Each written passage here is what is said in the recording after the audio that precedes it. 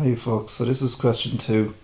So given that x is equal to minus 3 is a solution to x plus p in absolute value signs is equal to 5. So you've got a couple of options here of how to do it. So the thing with absolute value signs anyway is that it could be plus or it could be minus when you've got the when you've got unknown values inside it. So you could say do it this way.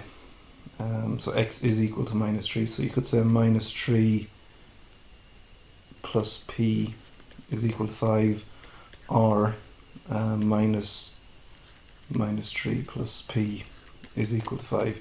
And then you've got two options there and you'll get two values for p. Another way you could do it is you could just square it. So I'm going to square x plus p, and by squaring it, you can only get one thing then. So it kind of removes the idea that you could have two ways, because squaring anything, the answer has to be positive. So if you square x plus p, x plus p, x plus p, and if equals 25, and then you've got to multiply these out, so you can do it in the grid if you want, or just multiplying everything by everything. So x squared plus px, so plus 2px is equal, plus p squared is equal to 25. Now I know from the question that x is equal to minus 3 is a solution, so therefore minus 3 will work if I sub it in. So I'm going to sub in minus 3 instead of x. Minus 3 squared plus 2 times p times minus 3 plus p squared is equal to 25. So 9 plus, it'll be minus 6p plus p squared is equal to 25. Rearrange it to make it look like a quadratic, so p squared minus 6p. Then if you bring over the 25 to the other side and take it away from 9, you get minus 16 is equal to 0. Then you're just factorizing it, so I'll do it up here. So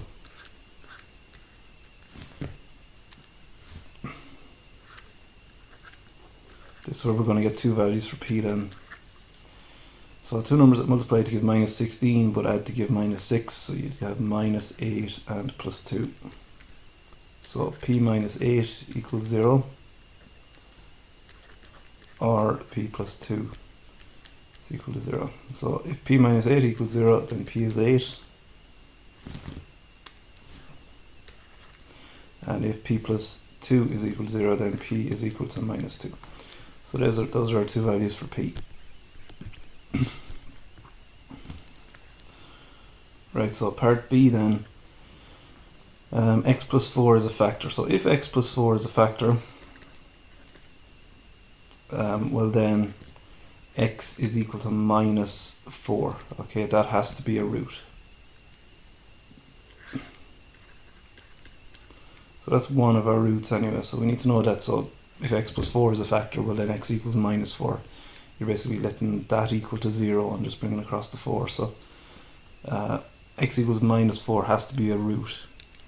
So therefore, if you know that, if it's a root, well then it should work if we sub it in and let it equal to 0. If we let f of x equal to 0, then minus 4 subbed in should give us a solution. So we can work out what q is from that then. Well, we know it's minus 5 already, but we need to show it. So x cubed, so I'm just writing out what f of x is here, plus q x squared minus 22x plus 56. I'm going to let that equal to 0 because it should be 0 when we sub in our roots. So I'm going to sub in a minus 4. So minus 4 cubed plus qx, plus q times minus 4 squared minus 22 times minus 4 plus 56 is equal to 0. So minus 4 times minus 4 would be positive 16, and then times that by minus 4 again will give us minus 64. Minus 4 squared is just positive 16, so plus 16q. Minus 22 multiplied by minus 4 will be plus 88. and then plus 56 is equal to 0. Then we need to tidy this up a little bit so we can put the numbers together. So minus 64 plus 88, that would give us plus 24. So 24 plus 56 would give us 80. So we get 16q plus 80 is equal to 0. Bring across the 80 and we get minus 80. 16q is equal to minus 80. And then q is equal to minus 5. So we've shown that. So we've shown that q is minus 5. Last thing to do then is to find the other two roots. So we know that minus 4 is a root already.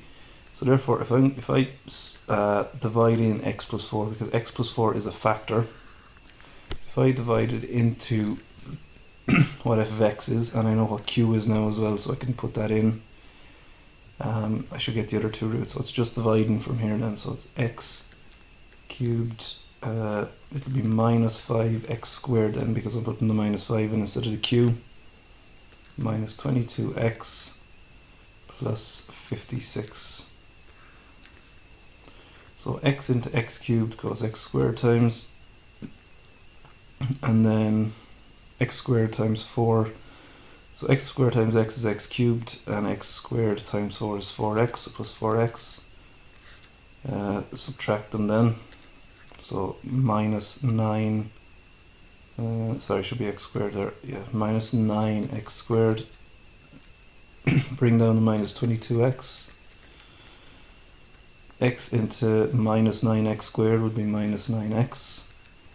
Minus 9x times x is minus 9x squared. Minus 9x times 4 is minus 36. X, change the signs because we're subtracting one from the other.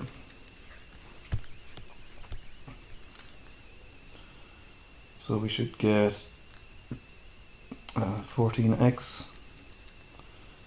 And then bring down to 56. So x into 14x is plus 14. 14 times x is 14x.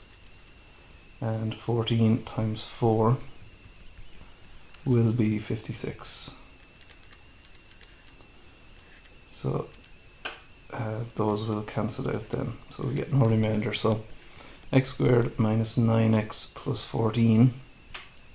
That has to be a factor then as well. So then we just need to factorize that quadratic then. So x squared minus 9x plus 14. And we can add it equal to 0. So it's going to be